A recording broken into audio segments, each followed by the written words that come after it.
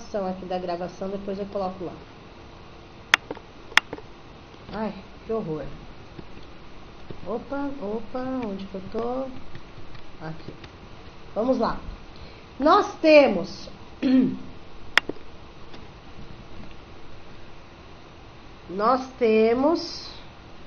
deixa eu colocar aqui se alguém quiser. Onde eu parei? Tá. Professora Fernanda. Oi. Tá muito baixo, não tô ouvindo nada. Seu áudio, o meu áudio tá baixo? O meu áudio, deixa eu ver. Meu áudio tá normal. Tá normal, Pro. Tá. Eu acho o áudio dela que tá. Verifica aí seu áudio, o meu tá normal. Tá normal aqui pra mim também. Tá, obrigada. Pro, você parou no intrapessoal, tá? Tá bom então. Obrigada, Jordana. Nossa, deu um susto agora. Vamos lá. Recapitulando. Então, o intrapessoal, que é pra fora, né? É a inclinação para se conhecer e usar o entendimento de si para alcançar certo. Então, é você passando para alguém, tá? Para fora. E o musical, que é aquela aptidão para tocar, apreciar, compor padrões musicais, né? Então, assim, tem pessoas aí que têm essa inteligência ao extremo, né? Famosos aí que tem essa inteligência ao extremo. Não vou. Depois tem a tela que tem uns exemplos aí que eu vou mostrar para vocês, tá bom? Aí, no primeiro momento, o Gardner criou, né? Descobriu, aliás, esses 7 tipos de inteligência. Mais para frente, aí ele acrescentou mais 2, por isso que ficou 9. É o natural, reconhecer e classificar espécies da natureza, né? Muitos cientistas se encaixam aí, quem é da área de ciências, muitos deles se encaixam aí. E o existencial, vamos lá, refletir sobre questões fundamentais da vida humana, sugerir o agrupamento da interpessoal e intrapessoal numa só. Então, a existencial, ele disse que poderia, né, fazer uma união do interpessoal e do intrapessoal junto nessa existencial. Enfim, professora, mas exatamente isso cai no concurso? Não exatamente isso, tá? Apesar que ela pesquisou as 7 inteligências, depois mais 2, né? O Gardner pesquisou e ela pesquisou. Mas o foco da autora, da Small, é na lógico-matemática, porque é a área dela que a gente vai falar daqui a pouco, tá? Vamos lá. Então, por exemplo, aqui tem alguns exemplos aí sobre as inteligências lá, tá? No caso do Albert Einstein, né, o famoso aí, a experiência dele, a inteligência dele era voltado para lógico-matemática, tá? Mas provavelmente não disponha do mesmo pendor para outros tipos de habilidade. O mesmo pode ter dito na veia musical do Mozart, né? Que daí ele foi música. O Pelé, a inteligência dele foi voltada para físico-sinestésica, para o corpo, para o futebol, tá? Então, assim, muitos famosos nós podemos identificar as inteligências dele dentro de todas aquelas inteligências múltiplas lá. E por que múltipla, gente? Porque às vezes muitas pessoas não têm uma só, tem 2, tem 3, tem várias, né?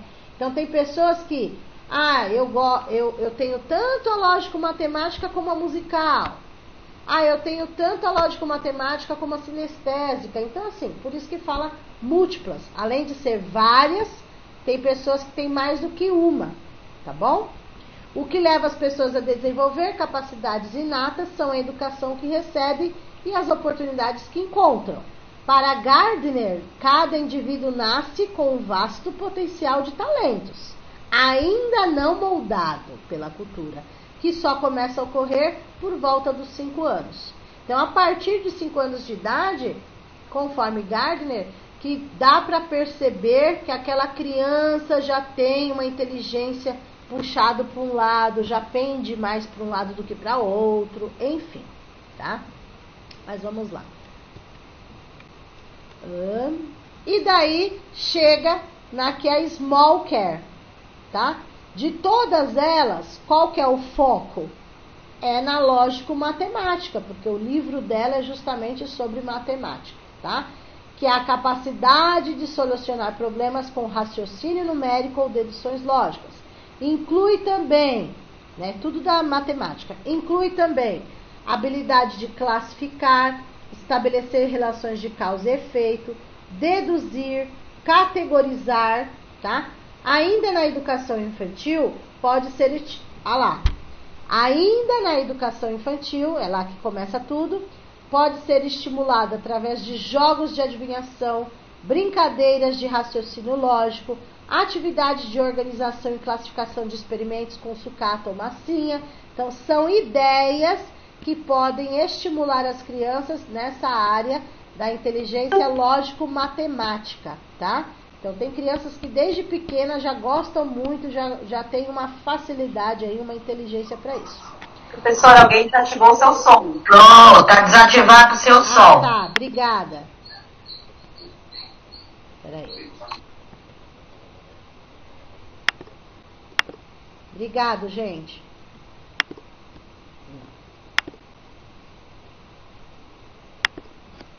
Opa.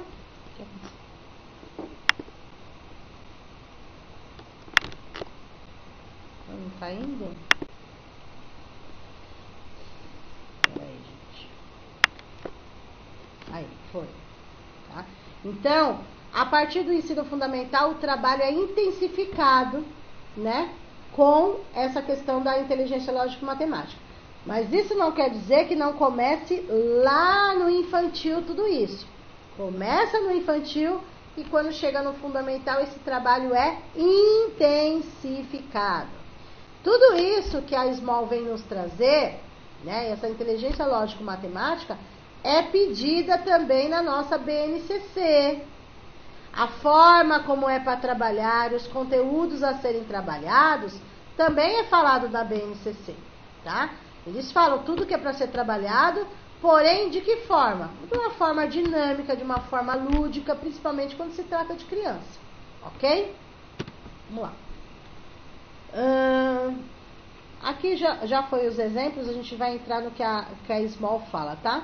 Isso aqui vai falar de mais coisas de Gardner, né? Mas a gente tem que focar na autora. Aqui é só a pesquisa que ela fez, ok? Vamos entrar no que ela fala aqui, cadê? Opa, volta. Aqui. Deixa eu ver se eu não pulei nada. Aqui, tá certo. É nessa parte. Então, a Small, ela concorda que, conforme Gardner, que ela cita, se cai na prova de concurso, gente, Gardner, ele não está na bibliografia do concurso, ok? Não está. Está Small, porém, ela cita no seu livro Gardner, porque é ele que criou, né, a teoria das inteligências múltiplas, ok? Então, aqui ela concorda. Uma inteligência implica na capacidade de resolver problemas ou elaborar produtos que são importantes num determinado ambiente ou comunidade cultural. Depois embaixo. Dependendo do contexto cultural e social em que são encontradas, assim a inteligência ou as inteligências, porque nós podemos ter mais do que uma, né, são sempre uma interação entre as inclinações biológicas e as oportunidades de aprendizagem que existem numa cultura. Então vejam a fala. Tem pessoas que já nascem com aquela inteligência, desde pequenininho. Por isso que eles colocam essa interação das inclinações biológicas. Ou seja, tem criança que biologicamente já nasce pendente mais para uma inteligência do que para outra. Logo quando é pequenininho a gente já percebe, né? E tem outros casos que não é biológico. É conforme vai passando o tempo e a pessoa vai criando as oportunidades, vai dando a oportunidade, vai abrindo espaço para outros tipos de inteligência aí. Então, ó, e as oportunidades de aprendizagem que existem numa cultura. Então, às vezes, vamos supor, vamos pegar aí quem faz desenho. Eu sou péssima em desenho.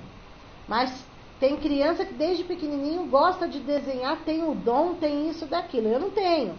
Mas tem criança que já nasce, né, já tem aquele dom, e conforme você vai, ou chega uma certa idade, você vai incentivando, motivando a pessoa, e a pessoa vai desenvolvendo ainda mais. Então, existem os dois lados, que nasce ou que vai depender dessas oportunidades. No caso da escola, né, a criança já vem e você não conhece cada criança, né? Então pode acontecer de muitas crianças já virem com certo tipo de inteligência, mas você não conhece. Então você vai ter que observar, né, cutucar lá, incentivar, motivar, para verificar que tipo de experiência aquela criança pode ter. Então é o que nós falamos de criar situações, criar oportunidades, criar estratégias para que isso aconteça, ok? Um detalhe. Não.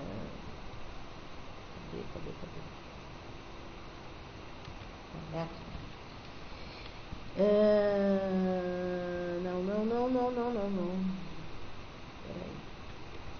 Ah, tá. Então, finalizando. Não finalizando totalmente, tá? Porque é sequência. A Small faz essa pesquisa, fala da matemática, que ela escolheu a lógico-matemática, porém, são 2 livros dela que dão sequência um no outro. Este primeiro livro, que são as inteligências múltiplas, ela faz a pesquisa e fala muito do Gardner, né, que ele fez a pesquisa, a importância, e ela escolhe a lógico-matemática porque é a área dela.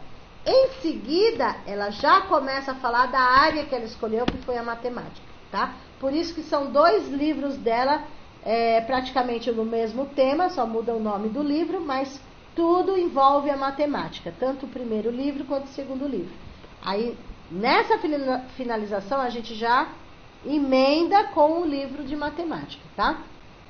Então, resumindo a pesquisa dela, Gardner também atende à exigência do equilíbrio entre razão e emoção e abre caminho para que possamos, como pais, educadores, pesquisadores e cidadãos, caminhar na busca de uma sociedade mais feliz, justa e que use seu conhecimento, tecnologia, progresso científico em benefício do progresso social e da convivência pacífica com as diferenças. Então, veja, quando a gente pega o que o Gardner fala, que a Small concorda, né, e leva isso para a escola, para a educação, para a sala de aula, temos que pegar essa parte, que existe, né, deve existir esse equilíbrio entre razão e emoção. Então, assim, nós professores, por exemplo, vou dar um exemplo. Nós professores somos razão e emoção, certo? Como seres humanos. Porém, na profissão, nós vamos pender mais pelo lado razão. Porque se a gente for pela emoção total, né? Apesar que todo ser humano tem os 2 lados, emoção e razão. Mas tem pessoas que vão mais pelo lado da razão e tem pessoas que vão pelo lado da emoção. Eu, por exemplo, na escola, né, na minha experiência escolar, eu ia no começo, né, quando eu comecei a dar aula, aquela coisa que você quer agarrar o mundo, você vai mais pela emoção, quer ajudar todo mundo, quer ajudar os alunos, quer fazer o impossível, né? Você vai pro lado da emoção. Mas chega uma hora que você para e pensa, fala, opa, estou me envolvendo demais com a situação. Eu sou apenas a professora do aluno. É difícil. É um assunto, eu não vou entrar nesse assunto porque é bem polêmico, né? Mas, resumindo, nós somos, conforme ele, os 2 lados, razão e emoção. Tem pessoas que vão pelo lado mais da emoção, tem pessoas que vão pelo lado mais da razão. Tudo depende de pessoa para pessoa. Porém, conforme Gardner, existem as 2 partes. Nós temos que ter esse equilíbrio nos 2. Nem mais para um lado, nem mais para o outro. Mas o equilíbrio, porque nós somos seres humanos. E ainda mais se tratando de educação, de escola, aí que tem que ter o equilíbrio mesmo, tá? E eles colocam aqui pais, educadores, pesquisadores, cidadãos em geral, temos que ter esse equilíbrio. E passar também esse equilíbrio para os alunos, né? Nós somos o exemplo deles, ok? E daí, dando continuidade, então nesse primeiro livro, deixa eu só recapitular, tá? Esse primeiro livro, apesar dela focar na matemática da educação infantil, nessa parte das inteligências múltiplas, ela escolhe a lógico-matemática, porque está na área dela. Então, este livro, ela fez uma pesquisa. E na pesquisa apareceu Gardner, que foi ele que inventou essa tese, essa teoria das inteligências múltiplas. E foi provado que realmente acontece, ok? Aí, dando continuidade, ela escolhe a lógico-matemática, aí vem esse livro, tá? Que é continuação daquele lá. Ela publicou um novo livro aí só focado na matemática. Tudo bem? Essa matemática que ela vem nos trazer, ela coloca no próprio nome do livro, Resolução de Problemas, Matemática de 0 a 6. Tá? Por quê, gente? Porque quando este livro foi publicado, as crianças do infantil realmente eram de 0 a 6 anos. Não podemos esquecer disso. Ah, mas ela está escrevendo errado? Não, é que quando foi publicado, não existia ainda aquela lei que fala que infantil é de 0 a 5 anos, e a partir de 6 anos, né? Ou até completar 6, no caso, é infantil e depois é ensino fundamental. Não, na época que ela escreveu, até 6 anos ainda tudo era infantil, só a partir de 7 que era fundamental. Tudo bem? Porque é antigo. Então, neste livro, ela vai focar no quê? Resolução de problemas.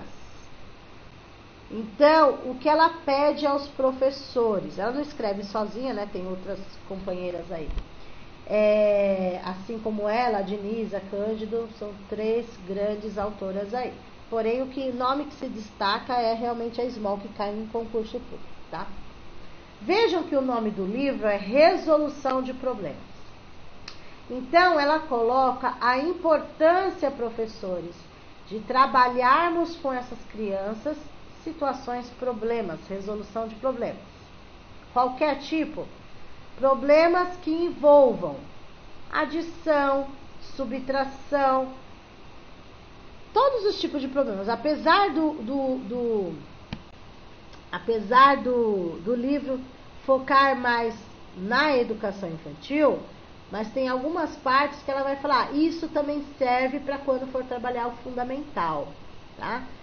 E trabalhar situações, problemas com eles é através de brincadeiras também, no lúdico também, jogos, né? Brincadeiras, mas trabalhando a matemática. Não se esqueçam que nós temos depois, né, a alfabetização de matemática, mas também do português, mas também da matemática. E aqui ela fala, não é porque é criança que você não tem que trabalhar resolução de problemas. Lógico, conforme a faixa etária da criança, você vai trabalhar de uma forma, você vai utilizar uma metodologia, uma estratégia, um recurso, etc. e tal. Vamos ver. Então, aqui ela está resumido os 9 capítulos deste livro aí, tá? Eu vou falando e vou explicando a parte que ela fala. Ó. Capítulo 1, uma primeira conversa, uma proposta de matemática para a educação infantil. Então, assim, no primeiro capítulo, ela fala de que forma você vai trabalhar a matemática na educação infantil. De que forma? Ludicamente, brincando, né, com as crianças. E nas próprias escolas, gente, da educação infantil, assim como outras séries, existem vários materiais que podem ser trabalhados com as crianças, né? Vários materiais que a própria escola recebe da secretaria, recebe do governo, materiais diversos, que conforme a faixa etária da criança. Tem materiais que são focados para o infantil, dentro do infantil, né? Focados para bebê, focados para para criança bem pequena, depois para criança pequena, então tem vários, tá? Então a primeira proposta deve ser trabalhado matemática na educação infantil, ponto. No capítulo 2, ela coloca resolução de problemas de matemática na educação infantil, que muita gente acha um absurdo. Mas, lendo desta forma, conforme a autora, é claro que vai ser um absurdo. Nossa, mas os alunos da educação infantil resolvendo problemas de formas diferentes, né? Principalmente, ela fala, quando chega na faixa etária de 4 e 5 anos, a pré-escola. Aí você pode melhorar ainda o desempenho dessas situações, problemas, né? Interagindo com eles, ok? Mas é necessário trabalhar situações, problemas. Então, assim, ela, apesar de ser infantil, ela já deixa bem claro que hoje, né, o livro é focado para o infantil, mas ela faz esse adendo no livro. Hoje, você vai trabalhar, por exemplo, no ensino fundamental, ela diz que não podemos mais, principalmente professores de matemática ou as próprias professoras polivalentes, de passar continhas na lousa. Ela é totalmente contra as continhas que não tenham objetivo. O problema não é passar a continha, né? Que ela fala, arme e efetue, por exemplo, que ela coloca. Então, na verdade, assim, trazer a adição, a subtração para dentro de uma situação problema, contextualizada, né? Então, ela até deu um exemplo lá, por exemplo, como que é? Você pergunta para o seu aluno, olha, vocês vão resolver esse problema para mim. Tá, o que que é? Vamos ter um passeio na escola. Porém, tem tantos alunos para ir ao passeio, mas nós só temos um ônibus. O que nós vamos fazer?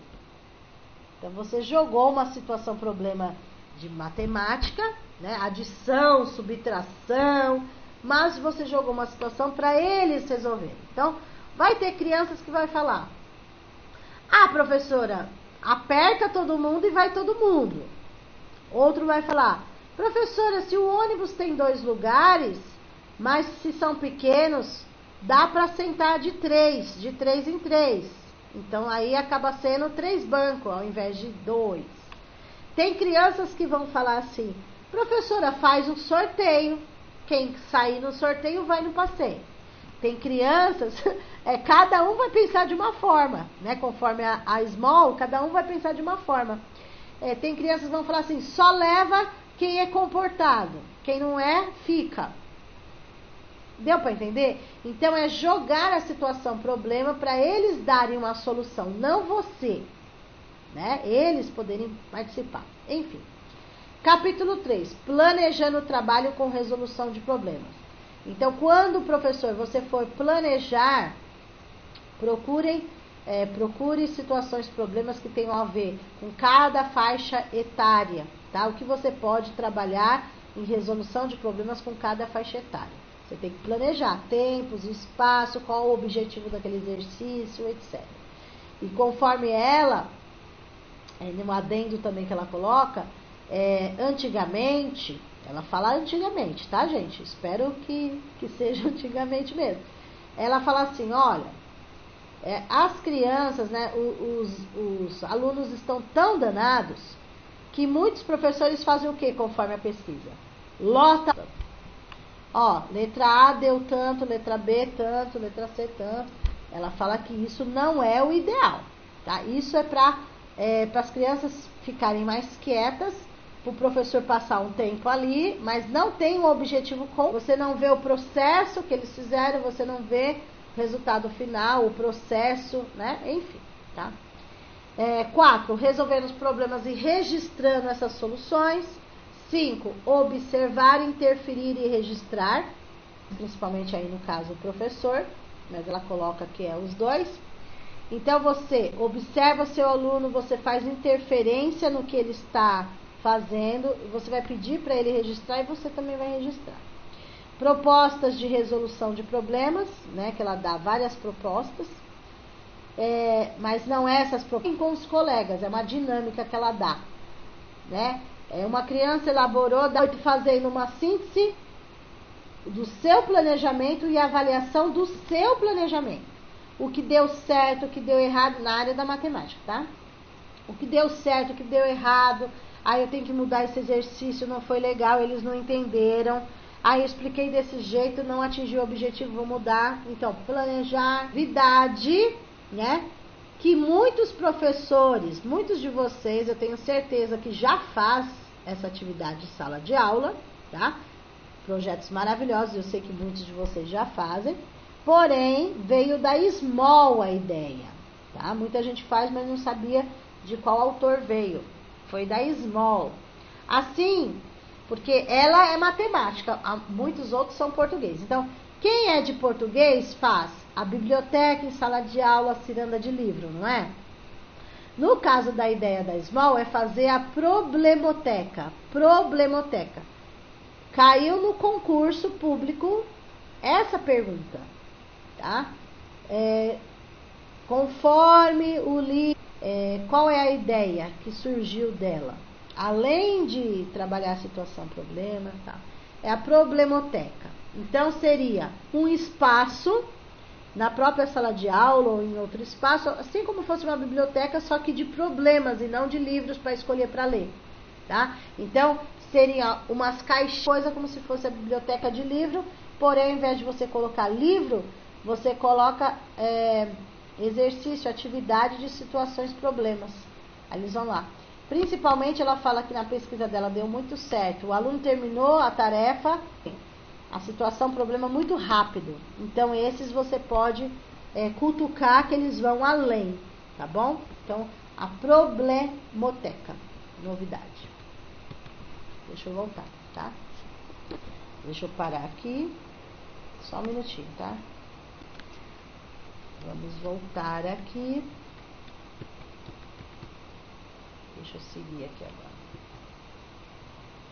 Próximo autor é o Paro. Deixa eu ver quantos autores são aqui hoje. Espera aí. Tá. Agora é o Paro, tá certo. Vamos lá. Paro. Vamos lá. O Vitor Henrique Paro, muito conhecido em concurso público, tá, gente? Ele é muito conhecido em concurso público. Ele fala sobre a qualidade do ensino que tem a ver com a contribuição dos pais. Até no próprio livro, né? É muito engraçado. Então ele fala assim: quer ter qualidade no ensino?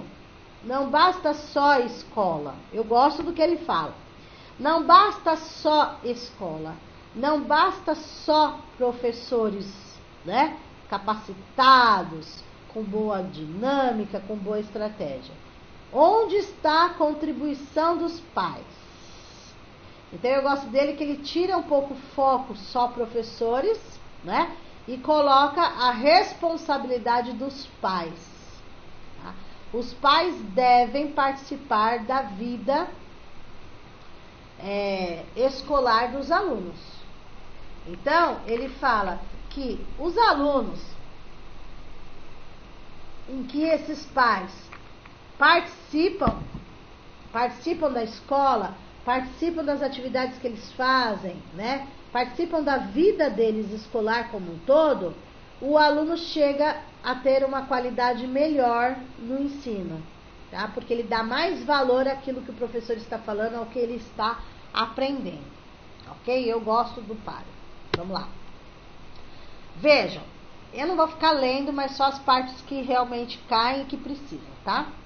Então, o foco do Paro é a participação da comunidade na escola, ou seja, os pais dentro da escola, não só numa reunião, gente, tá? Mas uma atividade, uma oficina, trazer esses pais para participar da vida desses alunos na escola.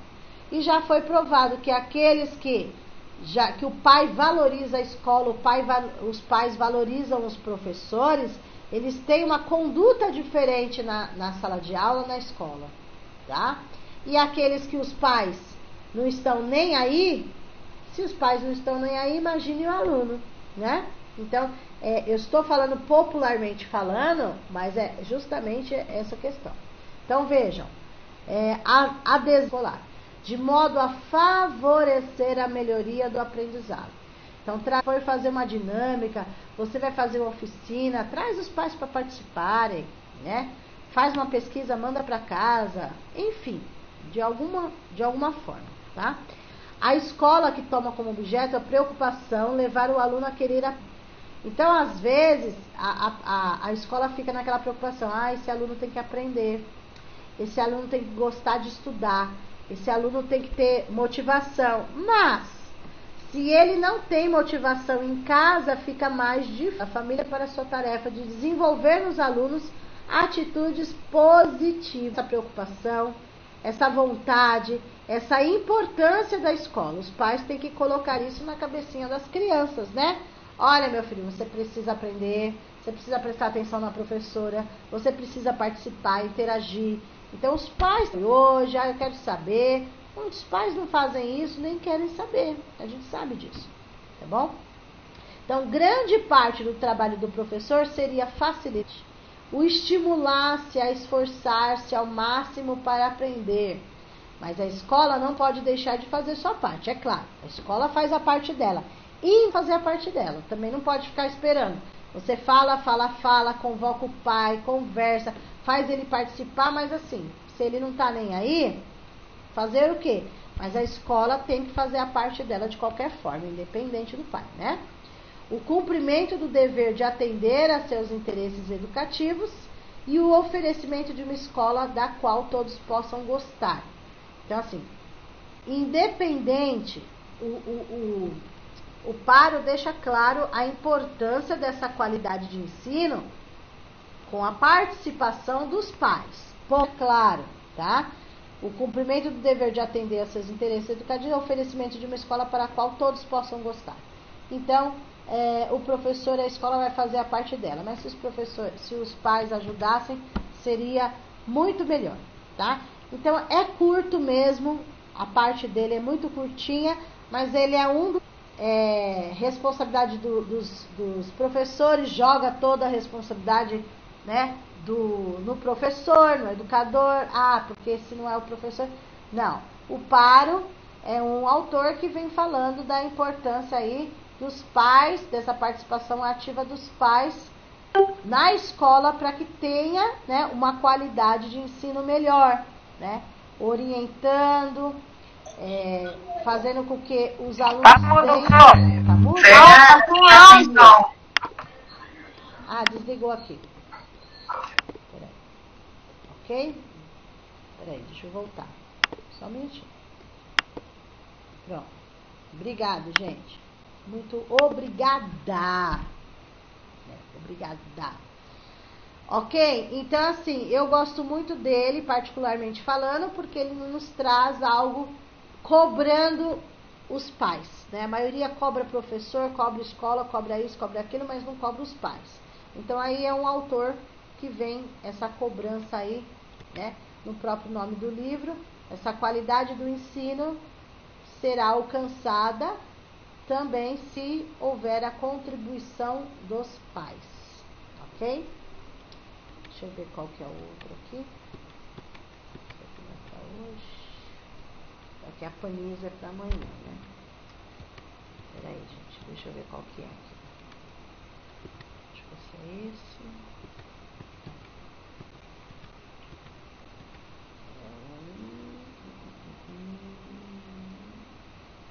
Qual que é? Já me perdi aqui qual que é.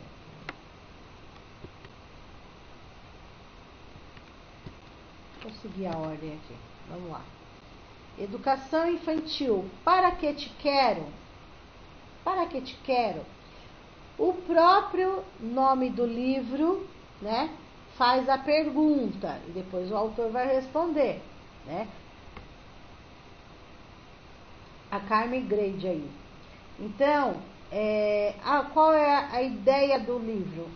Educação infantil, para que te quero? Ou seja, criança, para que você precisa ir para a escola? Para que você precisa ir para a educação infantil? Para que você precisa ir para a creche? Embora seja opcional, a creche não é obrigatória, mas ela está lá sendo oferecida. Para que eu devo ir para a creche? Para que eu devo ir para a pré-escola? Aí é porque é obrigatória, mas não é só por isso, ok? Então, a ideia das autoras, é responder essa pergunta. Educação infantil, para que te quero? Eu te quero para isso, eu te quero para aquilo, eu te quero para brincar, eu te quero para desenvolver, eu te quero para desenvolver em todos os aspectos, eu te quero, né? Então é isso que nós vamos ver, tá? A autora faz a pergunta na capa do livro e ela responde no interior dela, ok? Agora, além delas colocarem o pensamento delas, gente, elas pegam todo o começo da trajetória na legislação, na nossa legislação, tá? Para depois elas colocarem algumas falas dela, tá bom? Vamos lá. Vamos lá. Então, educação infantil, para que te quero? Já começa com duas palavras-chave aí. Educar e cuidar. Cuidar e educar são, vamos lembrar, indissociáveis. Significa que não se separam. Então, ela já começa respondendo o nome do livro, tá? Educação infantil, para que te quero? Te quero porque lá eu vou ser educado. Te quero porque lá eu vou ser cuidado. Certo? Educar, cuidar, cuidar, educar. Já começa respondendo a pergunta dela. São atos que devem respeitar a individualidade do aluno, reconhecendo como sujeitos de direitos, como prevê a lei. A fase do desenvolvimento em questão é a mais importante da vida do ser humano, pois é dos 0 aos 7 anos que os indivíduos formam a sua concepção de mundo e internalizam conceitos, tá? Esses 0 a 7 anos aí, gente, não tem nada a ver com a questão do, como que eu vou dizer? Creche pré-escola, tá? Não tem nada a ver. É a fase do desenvolvimento conforme a autora, tá? Então, eles dizem assim, que o desenvolvimento do ser humano acontece até os 7 anos. Então, isso pode acontecer no infantil e vai pegar um pouquinho do fundamental, independente disso, tá bom? Para tanto, é importante que os pais, mestres, saibam muito bem desse desenvolvimento e tenham claros seus objetivos, pois toda a informação dada à criança será armazenada e a partir dela estabelecerá suas relações. Atualmente é muito comum que os filhos fiquem em pré-escolas durante o horário de trabalho dos pais. Algumas crianças, como já acompanhei, permanecem ali durante as 12 horas de funcionamento. Então, veja, o que as autoras estão falando? Também respondendo a pergunta, educação infantil para que te quero? Na escola, a criança vai se desenvolver muito e muitas vezes mais do que na própria casa dela. Por quê?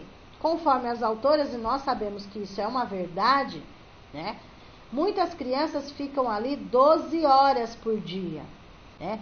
Lembra lá, apesar que aqui é autor, mas vocês lembram quando a gente trabalhou, estudou sobre a jornada? 4 horas no infantil, 4 horas no mínimo, se for uma jornada parcial, quem faz normalmente essa jornada é pré-escola, e se for uma jornada integral, 7 horas no mínimo, que normalmente é a creche.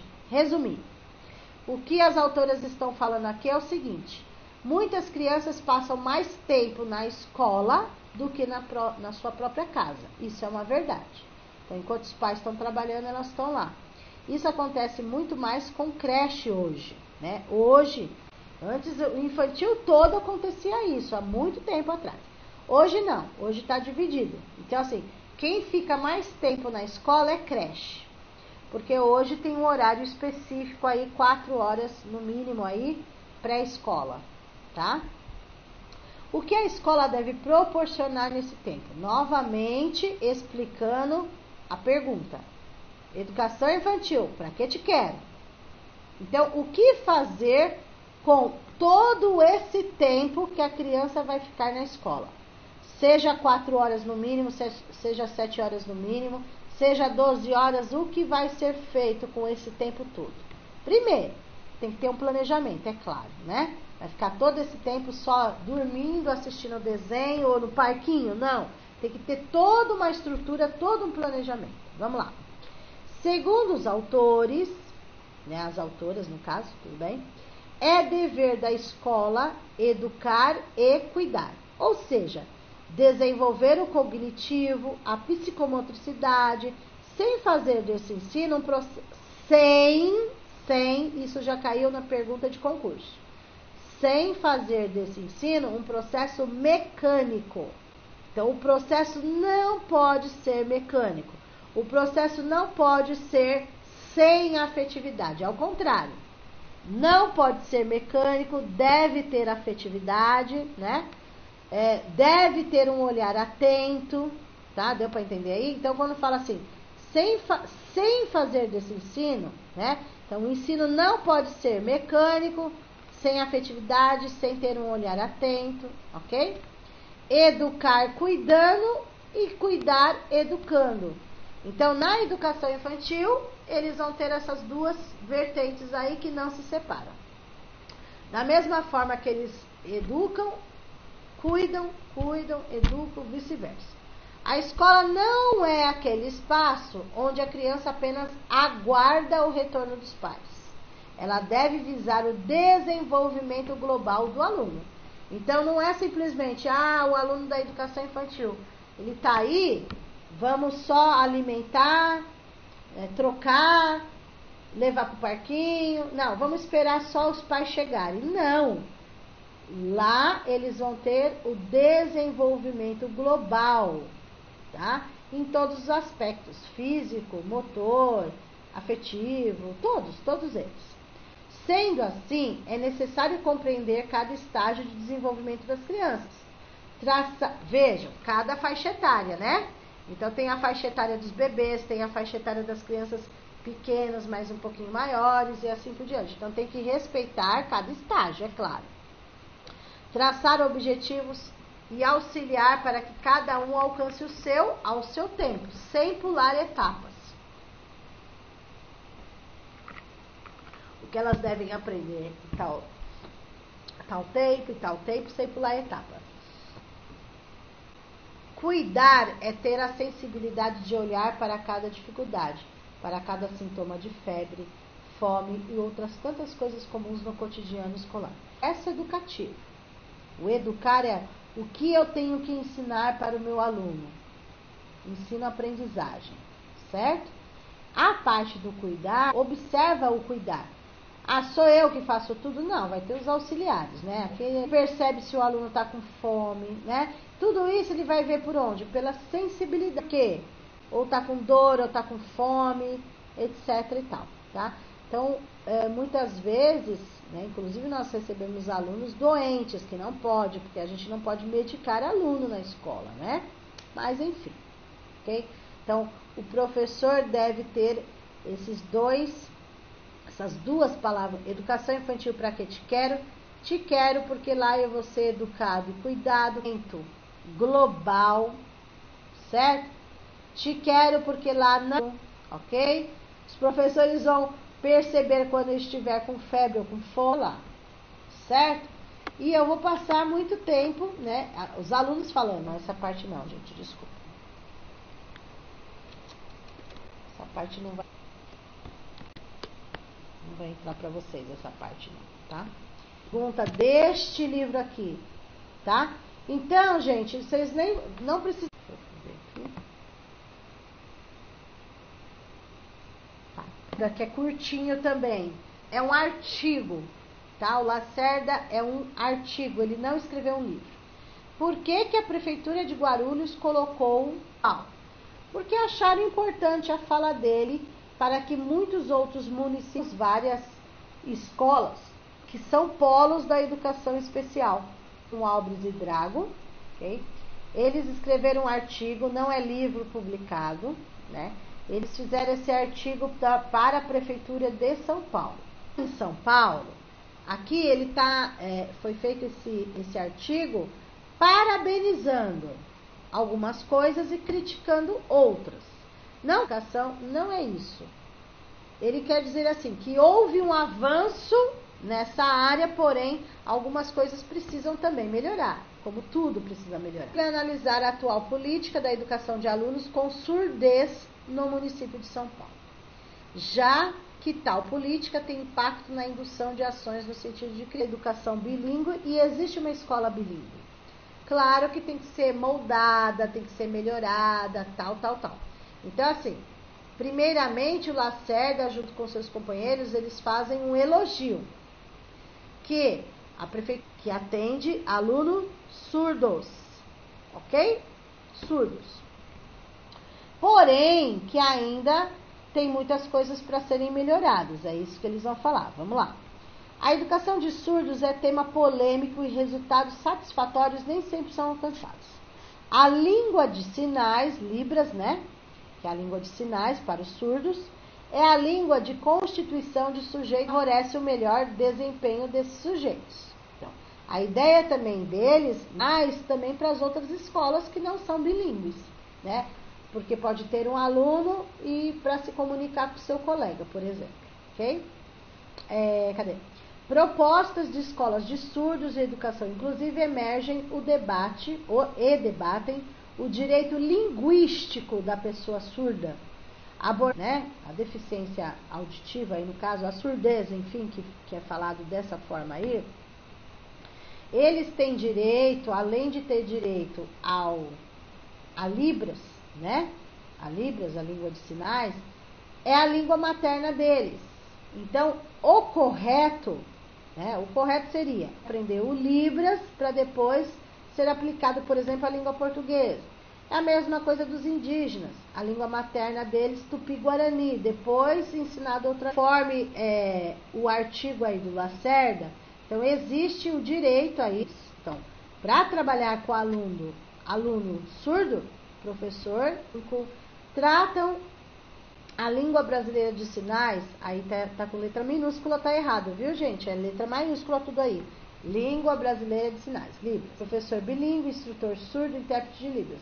Ciente da condição linguística diferenciada dos alunos surdos. Vamos à explicação, que é o que interessa aí, tá? Então, assim, a primeira fala dos autores é elogios. Prefeitura de São Paulo saiu na frente e montou uma escola bilíngue. Ótimo. Precisa melhorar uma coisinha ou outra? Precisa, mas está ótimo, tá? A prefeitura atendeu o que diz o decreto de 2002 e 2005 em relação a Libras. Ok, tá? Isso é um ponto positivo. Qual seria a crítica aí nesse artigo? Qual seria um ponto negativo, tá? Existe a escola, mas não existem profissionais capacitados para, tá? Não que os profissionais que já estejam lá não sejam capacitados, mas precisa de mais profissionais nesta área, tá? Então, assim, não adianta ter uma escola bilíngue se não tiver professor bilíngue, instrutor de surdo, intérprete de Libras, né? Estes profissionais que eles estão colocando aí, é obrigatório ter numa escola bilíngue. E nem todos os profissionais dessa área são formados em tudo, né? Então precisa ser, eles precisam nessas escolas ter o professor bilíngue, né? Precisa ter o intérprete em Libras, precisa ter o instrutor de surdos, para que essa escola, né, bilíngue aconteça de fato. Então precisa ser melhorado na questão dos profissionais para trabalhar nessa área. Tem a escola, mas não tem todos esses profissionais para poder trabalhar lá, ok? Então, tem os pós, tem os contras, enfim. Nessa perspectiva, destaca-se o caso do município de São Paulo, que conta com surdos inseridos em 2 contextos educacionais distintos. Escolas municipais de educação bilíngue para alunos surdos e as escolas regulares que recebem alunos ouvintes e surdos. Então vejam, apesar da Prefeitura de São Paulo ter uma escola bilíngue, né, existem alguns alunos que não estão nessa escola bilíngue, estão em escolas regulares como as nossas, certo? Estão lá inseridos numa sala de aula com 35 alunos, sendo que não tem um especialista para ficar com esse aluno, tá? Nessa questão, a Prefeitura de São Paulo tá mais evoluída ainda, tá? Não desmerecendo Guarulhos, não é isso não. Nós estamos caminhando para, tá? Melhorando muito, tá? Porque aqui Guarulhos já tem esses polos, já tem esses núcleos, né? Por exemplo, no Bom Clima, tem a escola, se eu não me engano, é Crispiniano Soares, ali no Bom Clima, pertinho, que tem o núcleo, tem a sala bilíngue, né? Essa para surdos, ok? Então, essa é uma das críticas aí dos autores. E lá em São Paulo, então, tem alunos que já foram encaminhados para a escola bilíngue, assim como existem outros que não foram encaminhados para bilíngue, estão na escola regular. Regulamentados pelo Decreto 5.2.785 de 2011, que cria escolas municipais de educação bilíngue para surdos. Então, foi em 2011 que a Prefeitura de São Paulo criou, né? Então, já faz 10 anos aí que existe, tá? Que eles chamam de EMEBs, é isso? Escola Municipal de Educação Bilíngue para Surdos, tá? Então, a sigla EMEBs, é que eu sei, eu prefiro falar por extenso do que a sigla, né? Então, vamos lá. E de escola, M de municipal, E de educação, B de bilíngue e S para surdo. Muita gente confunde e acha que o EB significa educação básica. Não é, tá? Não é. É educação municipal, escola bilíngue, ensino bilíngue, né, para surdos. Enfim, existem essas escolas dentro do município de São Paulo, tá? Então, assim, não vou ler, né, só vou explicar os pontos principais, que é a outra parte. Mas, enfim, aqui o que os autores estão falando que existe toda uma política por trás disso, ok? Então, assim, políticas públicas, políticas que falam sobre a educação nessa área bilíngue, né? Principalmente quando se trata em resolver essa situação nas salas regulares, porque conforme a lei, esses profissionais, se tiver, esses alunos, né? Os alunos surdos, que ainda estão nas salas regulares, né? Precisaria ter um especialista com ele na sala, porque a professora que está dando aula não é a professora especializada para este aluno. Claro que ele tem que ser integrado na sala regular e além da inclusão. Porém, requer, conforme a legislação, um profissional para acompanhá-lo. Nós sabemos disso, ok? Então, aqui é toda essa parte. Vejam, o conhecimento construído no percurso do atendimento a alunos surdos no município de São Paulo revela-se favorecedor de uma reflexão sobre a trajetória da educação de surdos. Então, a Prefeitura de São Paulo está avançada nesse sentido. Ampliando a proposta de atendimento tanto às escolas de surdo quanto às escolas organizadas na perspectiva da educação inclusiva bilíngue. Aqui está caminhando para. Guarulhos tem tudo para chegar, né? Já tem muitos núcleos, muitos polos aí e tal. Mas, infelizmente, devido à estrutura, porque São Paulo é muito grande, né, gente? São Paulo tem céu para tudo quanto é lado, cada ano abre creche para tudo quanto é lado, enfim. Eles têm este espaço, né? Essa escola bilíngue lá. Né? Eu vou assistir de novo. Peraí. Não, aqui tá normal. Tá normal. Então, lá eles têm uma estrutura, né? As escolas são maiores, dá para agregar mais salas de aula, dá para montar. Então, assim, enfim, não é todo município que acontece que dá para montar toda aquela estrutura, ok? Aí os documentos analisados indicam a escolha de uma educação plural, entendendo que pessoas com surdez têm diversas necessidades e condições, e que a inclusão social desses sujeitos no que tange à educação pode dar-se com diversas roupagens. Conhecer melhor essa proposta pode orientar novas políticas públicas atentas à condição bilíngue implicada na surdez. Cabe, então, acompanhar os efeitos da implementação de tal legislação a fim de compreender seus impactos sobre as práticas educacionais que envolvem surdos. Então, vamos resumir aqui,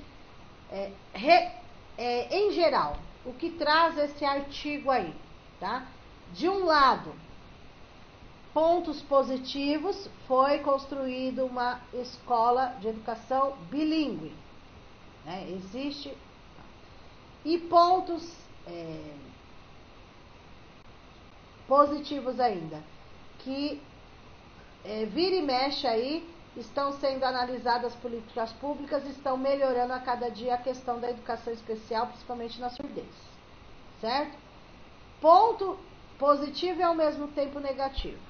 Os profissionais que já existem, ok, estão fazendo o trabalho, porém não é suficiente. É necessário ter profissionais que sejam professores bilíngues, instrutores surdos, intérprete em Libras, para que o trabalho aconteça efetivamente. Então, o foco deles é a Prefeitura de São Paulo. Tudo bem? Esse é o foco. Deixa eu ver aqui o que mais que tem para hoje.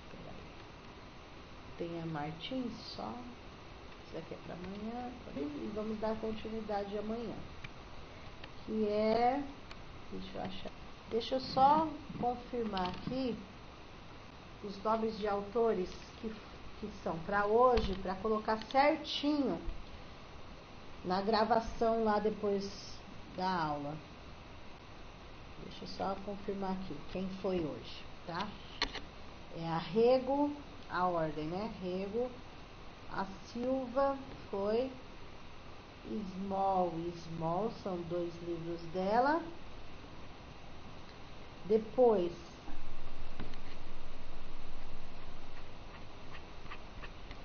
no caso amanhã, tem esse referencial aqui, gente. Os autores já foram para gravação e tal.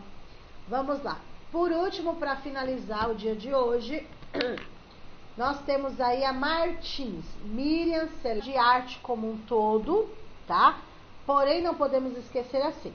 Existem os profissionais professores de arte, tá? E existem as professoras polivalentes, nós professores, que temos que dar arte na escola. Deu para entender? De hoje, por exemplo, Prefeitura de Guarulhos, já tem um especialista em arte, tem um de arte, tá? Então, ela coloca a língua do mundo, poetizar, fruir, conhecer arte. Primeiro ela vem colocando assim, ó, porque eu nunca aprendi arte de verdade na escola, nem na época do infantil, nem na época do fundamental, sinceramente falando. A arte mesmo, que envolve uma língua, eu nunca tive isso, assim, né? Talvez por isso que eu nem, né? O correto não é simplesmente você só trabalhar. A chave aí é desenvolvimento expressivo. Vamos ver o que se trata, tá? Na busca de compreender a trajetória expressiva da criança expressiva. Então, assim, nós temos que valorizar esse desenvolvimento expressivo. Por quê? A criança não vai aprender já diretamente fazendo. Ficam soltos. Nós temos que valorizar esses desenvolvimentos, porque a expressão da criança, aqueles traçados, são a criação da própria criança. Então, este desenvolvimento é apresentado sob a forma de movimentos e indo de modo mais intuitivo em direção ao conhecimento simbólico e à poética pessoal. Então, quando se fala de arte, conforme a autora, tudo tem a ver com poesia, com poética. A arte também é uma poesia, né? Uma obra de arte é uma poesia. Você analisar Nossa, começou, tá? São propostas diferentes, situações, problemas. Alguns dos títulos são muito sugestivos e expressam exatamente esse sentimento de arte, outra palavra-chave que ela vai focar na obra de arte. Ou ainda o sentimento de plenitude só possível no momento da criação. Então, assim, uma palavra-chave é desenvolvimento expressivo. Você valorizar todo o desenvolvimento expresso pela criança. Bom, o foco dessa autora, quadro, escultura, é a obra de arte. Porém, conforme a autora, não é para ser trabalhado de forma... Então, é para ser trabalhado a contextualização da obra. Tá? Bolinha, pronto. Não é isso, não é essa a ideia. É mostrar, se eu não me engano não, é isso mesmo. São vários, mas lá dentro do quadro, tá? Da obra de arte. Mas é um que tem as formas geométricas, sabe? Tem as formas geométricas lá, tem o triângulo, tem o retângulo, tem o quadrado, enfim, tem as formas geométricas. E as crianças gostam muito, conforme pressa, enfim, eles terem contato. Hoje tem muitos livros, inclusive, que trazem essas imagens de obras de arte, eles valorizam muito mais hoje, né? Consideramos que esta obra pode ser curriculares nacionais pelos professores, né? Pois aborda e esclarece questões. Tem 3 palavras-chave nessa parte aí. Desenvolvimento expressivo é uma, obra de arte é outro, para poder associar, e contextualizar uma obra, tá? Então, contextualizar não é falar só, quem vão... Aí, depois de toda essa contextualização, eu estou falando de arte, mas de que forma essa proposta, depois que você contextualizou tudo, eles têm o direito de desenvolvimento e atualizou sobre aquela obra. Você não vai poder obrigá-los, vocês têm que desenhar igualzinho, vocês têm que fazer igualzinho. Não, você vai deixar livre, tá? Eles vão desenvolver conforme o que você explicou. E aqui a gente finaliza aí a Martins no dia de hoje, tá? Eu peço até desculpas para vocês hoje pelo ocorrido, né? Mas eu sou muito medrosa com essas coisas mesmo. Nós vamos parar a aula hoje um pouquinho mais cedo. Lacerda, Paro e Martins foram esses, né? E amanhã a gente vai, acredito que dê. Não se preocupe com toda essa parte teórica. Aliás, tem que se preocupar. Quando é que nós vamos treinar perguntas que caiam no concurso público? Que é o mais importante, né, gente? Mas precisa dessa teoria primeiro, ok? Nós vamos treinar daqui 2 semanas, serão 2 semanas, a semana toda de treino. Só treino das provas anteriores. Treino de legislação, treino de autores, treino de redação, treino de português, treinos, ok? Então não se preocupe que nós teremos treinos, provas anteriores, simulados, apostila de questões, enfim, nós teremos bastante coisa, não se preocupe. Eu estou um pouquinho cansada hoje, que eu dei bastante aula, manhã, tarde e noite hoje, ok? Eu agradeço a participação de vocês aí, deixa eu parar a gravação para falar com vocês.